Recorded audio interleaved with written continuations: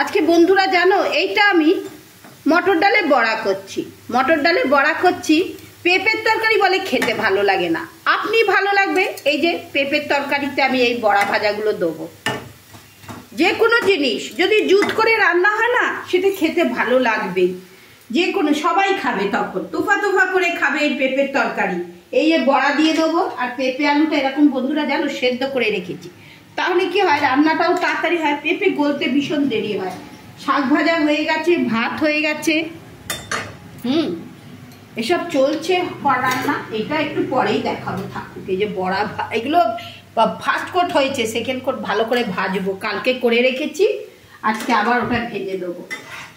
সব কিছু জুত করে রান্না করলেই খেতে ভালো লাগবে, ছেলে মেয়েরাও খাবে, অবশ্যই খাবে। এই পেঁপের তরকারিতে যদি এই বড়াগুলো পড়ে কিরকম জমে যাবে বন্ধুরা একবার বলো। পেঁপের তরকারি আবার খাই না, পেঁপের তরকারি খাওয়াও ভালো। আর এই রকম করে রান্না করবে বন্ধুরা, এরকম বড়া ভেজে পেঁপের তরকারিতে দেবে।